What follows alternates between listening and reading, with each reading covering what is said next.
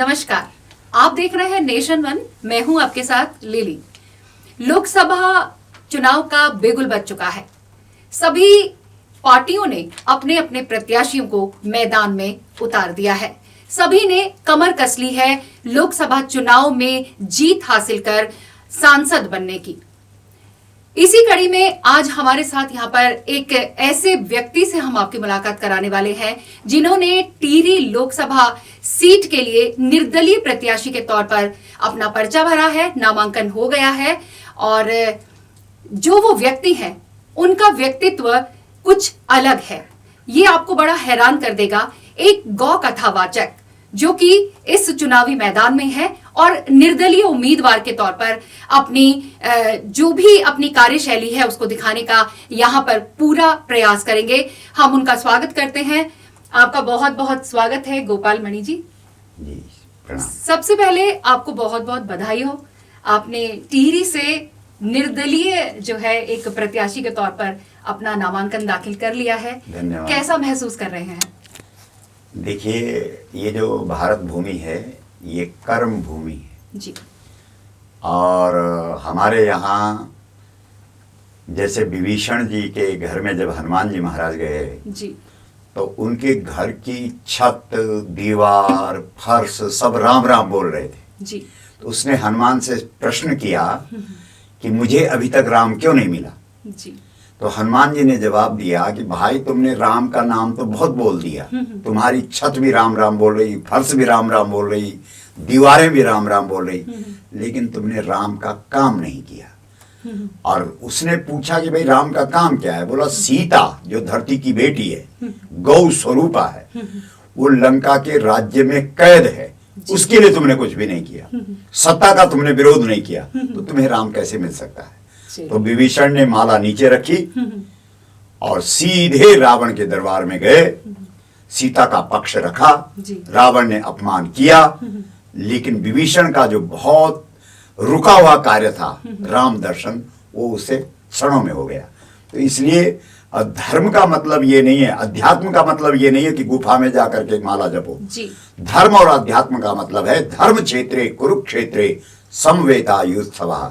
धर्म के तत्व को समझने वाला व्यक्ति कुरुक्षेत्र, और लोकतंत्र में चुनाव लड़ना ही कुरुक्षेत्र का मैदान है। तो इसलिए गीता समझ में हमारी आ गई और हम कुरुक्षेत्र में उतर गए। ये बहुत ही अच्छी बात आपने कही है।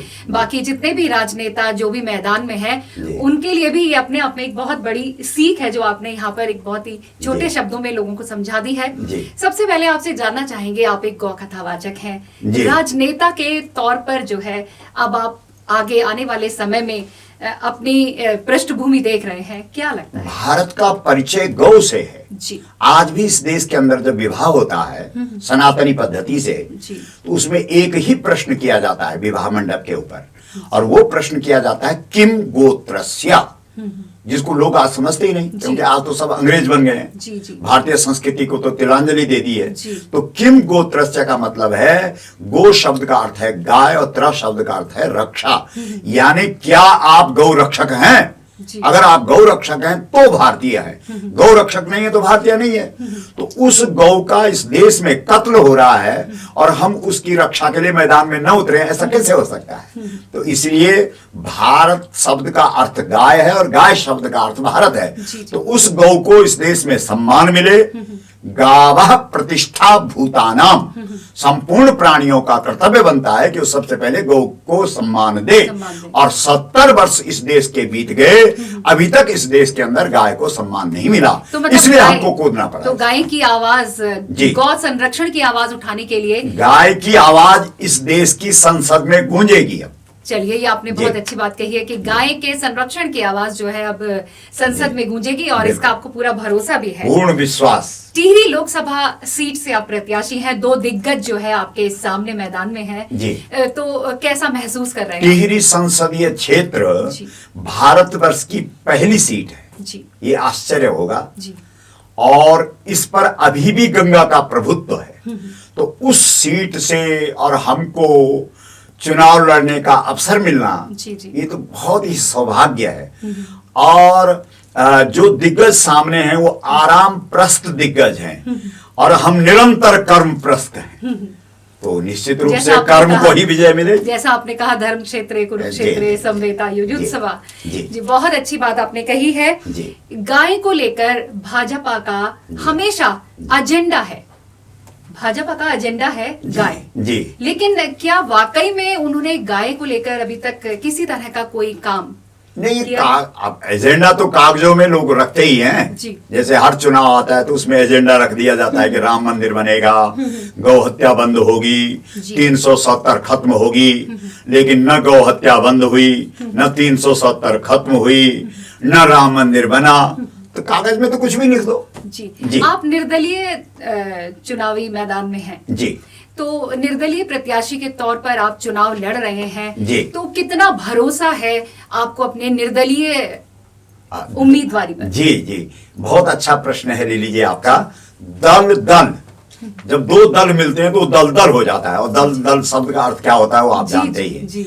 लेकिन उस दल की अपेक्षा निर्दल होकर के, जी। निर्भय होकर के, अंगद की तरह अपना पांव रोप देना, यही विश्वास है हमें कि ये निश्चित रूप से विजय प्राप्त होगी। तो चलिए, ये तो आपने कहा कि आप एक निर्भय और निडर होकर के इस चुनावी मैदान में जी। हैं, और निर्दल होकर के, निर्दलीय निर्दल उम्मीदवार के तौर पर आप मैदान में हैं। जी। बहुत अच्छी बात है, आपको बहुत विश्वास है। लेकिन क्या किसी पार्टी ने आपको अप्रोच नहीं किया जब आपने अपनी ये इच्छा जाहिर करी कि आप नहीं, मतलब संसद में अपनी आवाज ये पहुंचाना चाहते हैं? दल के जो लोग थे या पार्टियों के जो लोग थे, इन्होंने शायद हमसे अपेक्षा रखी होगी कि हम उनको प्रार्थना पत्र दें, एप्लीकेशन दें, जी। फिर वो उस पे मंजूरी दें। तो हम तो स्वतंत्र हैं। जी जी। भक्ति स्वतंत्र सकल गुण खानी। तो स्वतंत्र उम्मीदवार के रूप में भारतवर्ष की स्वतंत्रता को सुरक्षित रखने के लिए स्वतंत्र उम्मीदवार बनना ही हमको समीचीन लगा। चलिए, बहुत जी। अच्छी बात है। आप गौ संरक्षण की बात यहाँ पर कर रहे हैं, और आप जन जन तक सभाओं के माध्यम से गौ कथा करके पूरे देश में, भारतवर्ष में अपनी जी। आवाज जो है पहुंचा रहे हैं। जी।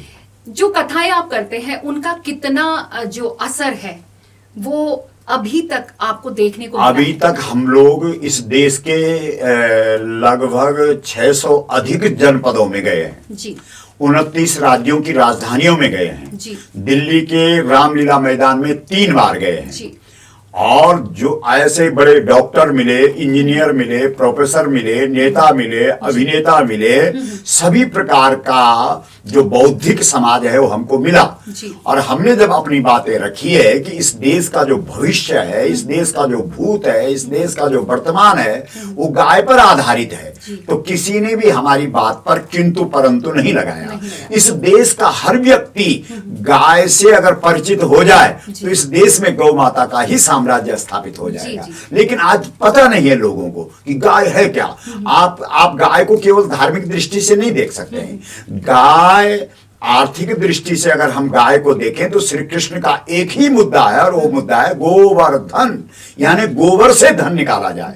श्री कृष्ण की जो द्वारिका है वो सोने की है, यानी जो गाय वाले हैं वो अपने प्रत्येक नागरिक के लिए सोने का भवन बना सकते हैं। और जिस दिन हमने प्रत्येक नागरिक को सोने का भवन बना दिया, उस दिन सोचो कितना विकास की बात हो जाएगी। तो इसलिए इस देश के अंदर गोबर की जो खाद है वो सर्वोत्तम खाद है, लेकिन विदेशों से केमिकल खाद मंगाई जा रही है। 30 वर्ष में वो खेत बंजर हो जाता है, जिस खेत में वो जो विदेश से आयातित खाद है वो डाली जाती है।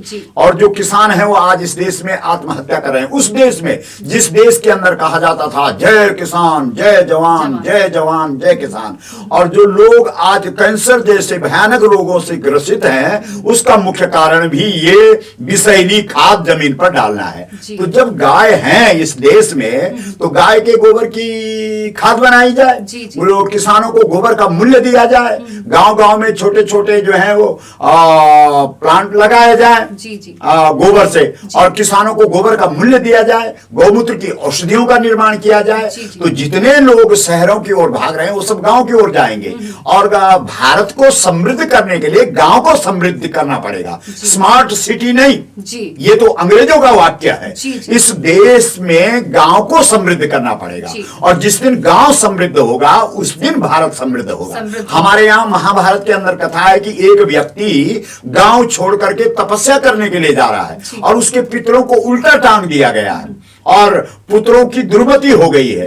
तो उस व्यक्ति ने सर्वस्व छोड़ करके और वापस गांव में आया है और गौ रखी है और गौ सेवा की है और तब अपना भूत भविष्य और वर्तमान को सुधारा है। तो भारत का भूत भविष्य और वर्तमान गाय पर केंद्रित है और जिस दिन इस देश में गाय को सम्मान मिल जाएगा, गोबर से धन निकाला जाएगा, उस दिन भारत विश्व गुरु ही नहीं आर्थिक रूप से भी भारत संपूर्ण विश्व के देशों में प्रथम स्थान पर आ जाएगा। प्रथम स्थान पर आ जाएगा। ये आपने बहुत अच्छी बात कही।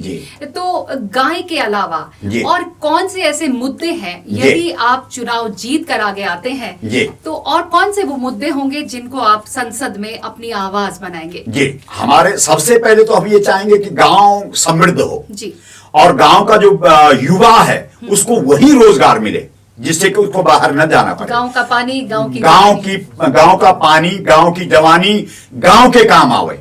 जैसे यहाँ टिहरी झील है, टिहरी झील में गंगा जी को अवरुद्ध किया गया, रोक दिया गया है, लेकिन उसके ऊपर जो गांव है वो प्यासे हैं। पूरे देश को टिहरी के बांध से बनने वाली बिजली से प्रकाश हो रहा है और टिहरी के गांव सब अंधेरे में है। ये कौन सा न्याय है?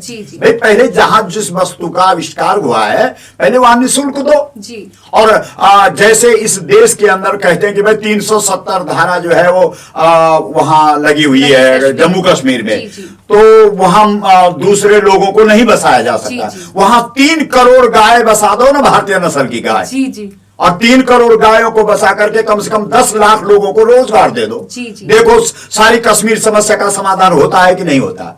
ऐसे उत्तराखंड में 2 करोड़ गायों को ला दो और संपूर्ण युवाओं को रोजगार मिलता है कि नहीं मिलता है? क्योंकि गाय रोजगार का भंडार है। ये हमारे ऋषियों ने कहा है, गोमये बसते लक्ष्मी।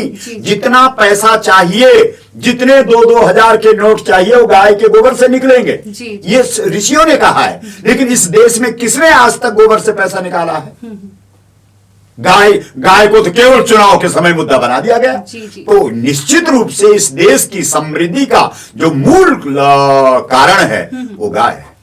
चलिए, आपने बहुत अच्छी बात कही और आपकी छोटी छोटी बातों में ही बहुत सारे प्रश्नों के उत्तर समाहित थे और हम उम्मीद करते हैं कि आप विजयी हों, क्योंकि आपका जो मुद्दा है वो सिर्फ एजेंडा नहीं है, चुनावी एजेंडा नहीं है। नहीं, चुनाव के बारे में तो हम जानते ही नहीं चुनाव क्योंकि आपने जैसा शुरू में कहा था कि कर्म क्षेत्र धर्म क्षेत्र कर्म क्षेत्र।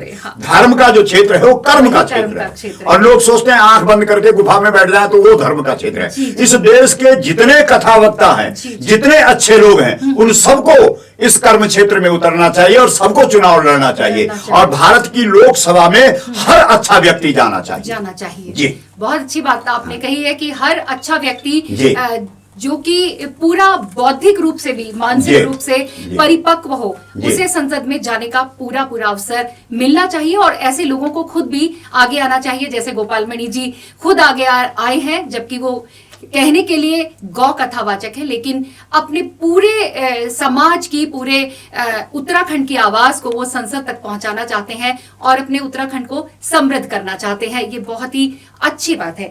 यदि भविष्य में कोई भी दूसरी पार्टी आपको अपनी पार्टी में न्योता देती है कि आप हमारी पार्टी आकर ज्वाइन कर लें, अरे हम तो ये चाहेंगे कि इस देश के अंदर गौ की ही पार्टी बन जाए। जी। हाँ, दूसरा हमारे सिद्धांत को स्वीकार करे। हम दूसरे के सिद्धांत को, अगर दूसरे के सिद्धांत ठीक होते तो हमको अलग से निर्दल होकर के क्यों लड़ना पड़ता? जी।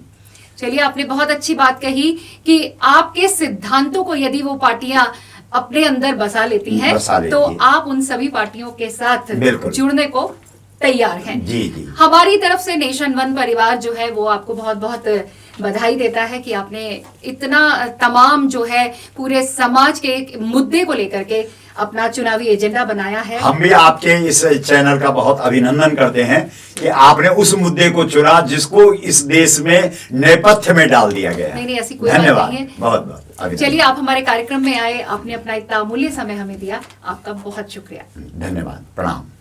तो आज के इस कार्यक्रम में मेरे साथ इतना ही। देश और दुनिया की तमाम बड़ी खबरों के लिए बने रहें नेशन वन के साथ। मुझे दें इजाजत, नमस्कार।